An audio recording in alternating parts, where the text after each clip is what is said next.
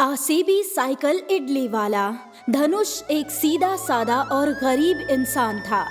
उसके पास एक जूनी पुरानी साइकिल थी जिस पर वो इडलियां बेचा करता था। उसकी बीवी सरला रोज सुबह उठकर माल तैयार करती और धनुष वो माल साइकिल पर लाद कर गली गली घूमकर इडली बेचा करता। ये इडली वाला आया, इडली वाला देखो, इडली वाला गर्मा गर्म नरमा नरम। धनुष और सरला बे औलाद थे, फिर भी काफी मेहनत करते और खुश रहते। एक रात धनुष इडलियां बेचकर आ रहा था, तभी कुछ बदमाशों ने उसे पीटना शुरू किया।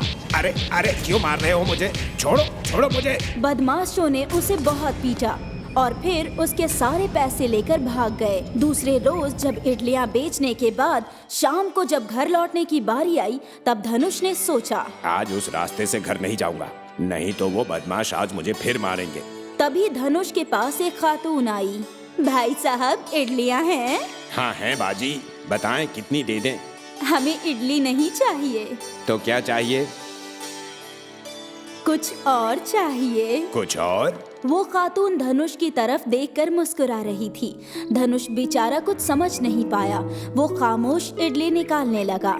इडली निकालकर वो जैसे ही उस खातून को देने लगा, तब तक वो खातून गायब हो चुकी थी। रात के 10 बज गए थे। सुनसान सड़क पर धनुष अपनी साइकिल चलाते हुए जा रहा था। तभी उसने सामने वो बदमाश देख लिए जिनसे वो पिटा था। अरे अरे देखो, ये आज फिर आ गया, लूटो इसे। आज मैं लूटने नहीं, काटने आया हूँ। और अचानक धनुष का हुलिया बदल गया और वो खौफनाक शैतान बन गया। शैतान शैतान नहीं छोड़ेंगे, किसी को नहीं छोड़ेंगे, सबको खत्म कर देंगे, काट कर बेच देंगे। एक एक करके उसने सारे बदमाशों को काट दिया। फिर उसने सबका गोश्त उठाकर साइकिल में डाला और साइकिल पर बैठकर धनुष निकल पड़ा। गोश्त ले लो, गोश्त, ताजा ताजा गोश्त, इंसानों का गोश्त। दौड़े दौड़े, शैतान खबीस, दौड़े, बचाए। लगता है मेरे शैतानी हुलिये की वजह से लोग डर रहे हैं। हम हुलिया बदल लें तो काम बन जाएगा। फिर धनुष ने अपना शैतानी हुलिया बदला और वापस अपने इंसानी हुलिये में आ गया। अब मेरी अच्छी कमाई होगी। फिर धनुष कटा हुआ गोश्त लेकर एक चौराहे पर बैठ गया और फरोख्त करने लगा। गोश्त ले लो, गोश्त, ताजा ताजा गोश्त, अभी कटा है, ताजा ताजा गोश्त। कुछ शराबी और नशेड़ी खरीदार लोग दौड़ते हुए गोश्त खरीदने आए। कौन से जानवर का गोश्त है भाई साहब? ऐसे जानवर का गोश्त है जिसके 2 हाथ हैं, 2 पैर हैं और एक सर है, जिसे इंसान दिमाग कहते हैं। क्या खोपड़ी भी है? हमें खोपड़ी खाना बहुत पसंद है। चलिए 1 किलो पान दीजिए। इस तरह एक एक करके खरीदार आते गए और सारा गोश्त खत्म हो गया और धनुष को ढेर सारे पैसे मिले। धनुष घर आया तो सरला काफी परेशान थी। अरे कहाँ थे आप? रोज इतनी देर तो नहीं लगाते। हम कहाँ थे ये छोड़ें, हम पैसे कितने लेकर आए हैं वो देखें। ऐसा कहकर उसने सरला को पैसे दिखाए तो सरला की आंखें फटी की फटी रह गई। इतने पैसे कहाँ से आए? 1 हफ्ते की कमाई एक ही दिन में घर लेकर आए हैं आप? डाका डाला है या चोरी की है?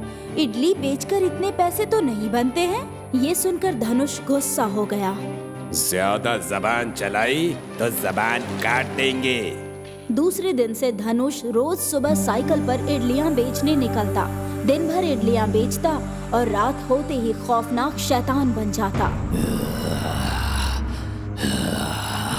फिर धनुष के सामने जो भी पहला इंसान दिखे उसे काटकर उसका खून पी जाता और फिर वापस इंसान बनकर वही इंसानी मांस लोगों को फरोख्त करता। देर रात तक घर आना, ढेर सारे पैसे लाना, खून की बदबू, जरूर कोई ना कोई मसला है। एक दिन सरला छुप छुप कर धनुष का पीछा कर रही थी। रात हुई और उसने धनुष का दूसरा चेहरा देख लिया। धनुष खौफनाक शैतान बनकर इंसानों को काट रहा था। या खुदा, ये हम क्या देख रहे हैं? क्या हो गया है हमारे शौहर को? सरला वहाँ से सीधे हकीम के पास पहुँची और उन्हें वो सारा वाकया तफसील से बताया। मतलब लोगों को काट कर बेचने वाला तुम्हारा शौहर धनुष है? बहुत आतंक फैल चुका है उसका। लोग घर के बाहर भी नहीं निकलना चाहते हैं। हकीम साहब, हम कुछ नहीं जानते। हम सिर्फ इतना जानते हैं कि हमारे शौहर ऐसा नहीं कर सकते। वो बहुत नेक इंसान हैं। पता नहीं उनसे ये सब कौन करवा रहा है। बस हमारे धनुष को बचा लीजिए। हम धनुष को जानते हैं, वो कभी ऐसा नहीं करेंगे। जरूर उन्हें किसी ने बस में किया है। फिर हकीम जी ने सरला को कांच की एक अनोखी बोतल निकाल कर दी। जाकर ये बोतल उसके सामने खोलें। जिसने भी उन्हें बस में किया है वो इस बोतल में कैद हो जाएगा। फिर वो बोतल लेकर सरला घर आई और जैसे ही धनुष आया उसने उसके सामने बोतल का ढक्कन खोला। धनुष अजीब अजीब आवाजों में चीखने लगा, तड़पने लगा और उसके अंदर से एक खौफनाक चुड़ैल निकली और देखते ही देखते वो चुड़ैल बोतल में कैद हो गई। सरला, हम अचानक घर कैसे पहुंच गए? हम तो इडली बेच रहे थे ना। या खुदा, हमारी कुछ समझ में नहीं आ रहा। तुम्हारे हाथ में चुड़ैल? सरला ने फौरन बोतल का ढक्कन बंद किया और उसने धनुष से कहा, फिक्र ना करें, हम कल हकीम साहब जी के पास जाएंगे, फिर सब कुछ ठीक हो जाएगा। फिर दूसरे ही रोज धनुष और सरला बोतल में कैद चुड़ैल को लेकर हकीम साहब के पास पहुँचे। हकीम ने चुड़ैल को आजाद किया और उससे सवाल जवाब शुरू किए। तो क्या चाहता है हकीम?